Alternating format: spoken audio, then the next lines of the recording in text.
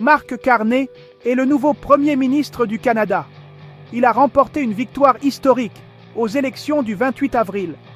Le parcours de M. Carney est inhabituel pour un politicien. Il était économiste.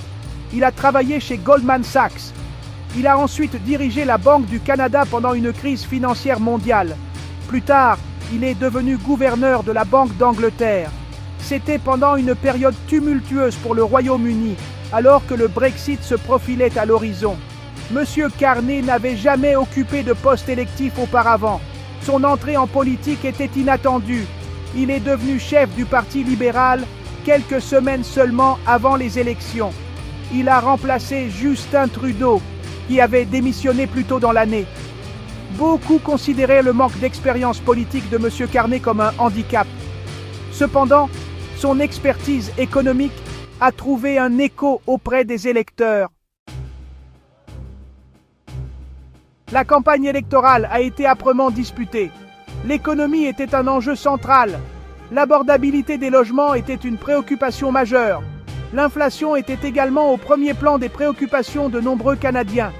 Les soins de santé, l'immigration et la criminalité étaient d'autres enjeux clés. L'ombre du président américain Trump a plané sur les élections. Ses politiques agressives envers le Canada en avaient irrité plus d'un. La rhétorique de Trump, y compris les menaces de droits de douane, avait galvanisé les Canadiens. Sa suggestion d'annexer le Canada a encore alimenté le sentiment anti-Trump. Cela a joué en faveur de M. Carney. Son adversaire, le chef conservateur Pierre Poilievre, a repris le message populiste de Trump. Cela a aliéné de nombreux électeurs modérés. Ils se sont ralliés à la plateforme libérale plus traditionnelle de M. Carney. La victoire de M. Carney a été accueillie avec un optimisme prudent à l'échelle internationale. La présidente de la Commission européenne, Ursula von der Leyen, a exprimé son désir de travailler avec lui. Le Premier ministre australien, Anthony Albanese, a promis de poursuivre la coopération. La Chine a également signalé sa volonté d'améliorer les relations. Le premier défi de M. Carney est de former un gouvernement. Les libéraux ont remporté un gouvernement minoritaire. Ils auront besoin du soutien d'autres partis pour adopter des lois. M. Carney a présenté un programme ambitieux. Il promet de s'attaquer aux inquiétudes économiques.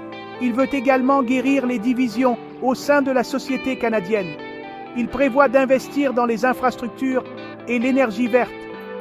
Sur la scène mondiale, M. Carney cherche à diversifier les alliances du Canada. Il veut réduire la dépendance à l'égard des États-Unis. Il a déjà annoncé un nouveau partenariat de sécurité avec la France.